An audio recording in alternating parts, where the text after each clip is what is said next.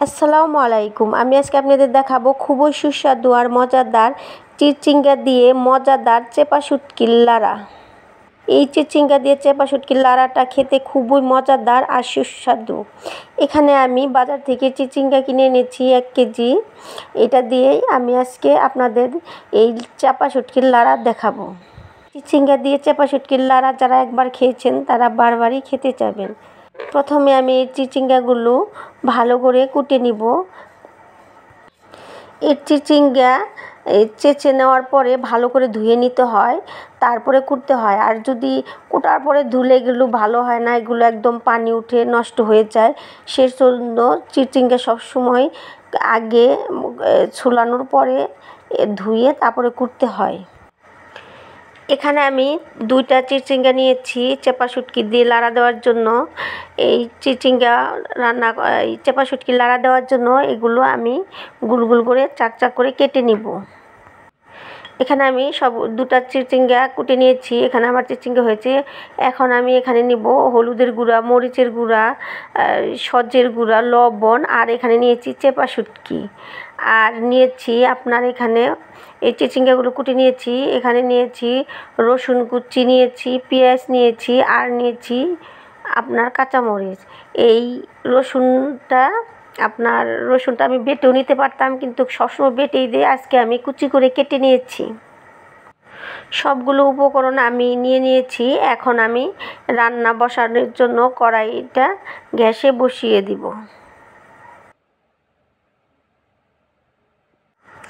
এখন আমি কড়াইটা গ্যাসে বসিয়ে গরম করে নিচ্ছি। এরপর আমি এর মধ্যে পরিমাণ মতন দিয়ে দিলাম সয়াবিন তেল। সয়াবিন তেলটা আমার গরম হওয়ার পরে এর মধ্যে আমি দিয়ে দিলাম পেঁয়াজ কুচি আর কাঁচামরিচ।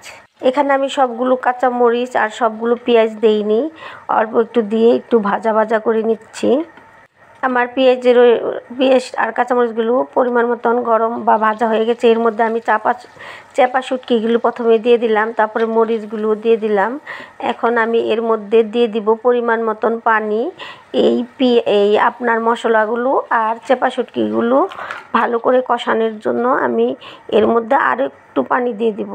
এখন আমি দিয়ে দিলাম এর মধ্যে রসুন আর পেঁয়াজ আর কাঁচামরিচ যে অবশিষ্ট ছিল সেগুলো। এখন আমি আরও একটু পানি দিয়ে দিলাম, কারণ আমার এই মশলাগুলো ভালো করে কষানোর জন্য। এখন আমি একটু ঢাকনা দিয়ে ঢেকে দিব আমার মশলাগুলো ভালো করে কষানোর জন্য।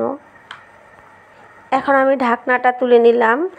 আমার মশলাগুলো কষানো হয়ে গেছে। বেশ কিছুক্ষণ জাল করে আমি চেপা শুটকি মশলা ভালো করে জাল করে নিয়েছি, কষিয়ে নিয়েছি। এখন আমি এর মধ্যে চিচিঙ্গাগুলো দিয়ে দিব। এই চিচিঙ্গাগুলো ভালো করে মশলার সাথে আমি এখন নেড়ে চেড়ে মিশিয়ে নিব। চিচিঙ্গাগুলো মশলার সাথে ভালো করে নেড়ে চেড়ে মিশিয়ে নিয়েছি। এখন আমি ঢাকনা দিয়ে কিছুক্ষণের জন্য ঢেকে দিব, যাতে আমার এই চিচিঙ্গাগুলো সুন্দরভাবে সিদ্ধ হয়ে আসে। বেশ কিছুক্ষণ পর আমি আবার ঢাকনাটা তুলে নিলাম।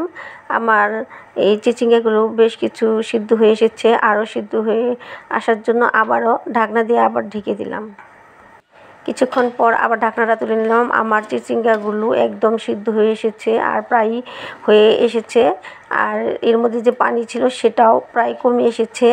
আর একটু জাল করে আমি পানিটা একদম শুকিয়ে নেব, আর তেলগুলো যাতে চিচিঙ্গার সাথে আলাদা হয়ে আসে এবং এই তেলগুলো ভেসে ওঠে, তখন আমার চিচিঙ্গা ভাজাটা একদম হয়ে যাবে। এই যে দেখুন আমার এই মশলাগুলোর মধ্যে এই তেলগুলো ছাড়া হয়েছে। এখন আর কড়াইয়ের মধ্যে একদম লেগে যাচ্ছে না। আমার চিচিঙ্গা ভাজিটা একদম হয়ে গেছে। সুন্দর একটা ঘ্রাণ বের হচ্ছে চেপা শুটকির, যা খেতে এখনই অনেক মুখে পানি চলে আসছে। আপনাদের কাছেও এই চেপা শুটকি দিয়ে চিচিঙ্গা ভাজাটা খেতে খুবই ভালো লাগবে। আমার এই রেসিপিগুলো যদি আপনাদের ভালো লাগে তবে অবশ্যই আমার এই চ্যানেলটি সাবস্ক্রাইব করে রাখবেন। একটি লাইক আর একটি কমেন্ট করে পাশে থাকবেন। সকলের সুস্থতা মঙ্গল কামনা করে আজকের মতো বিদায় নিচ্ছি। আল্লাহ হাফেজ।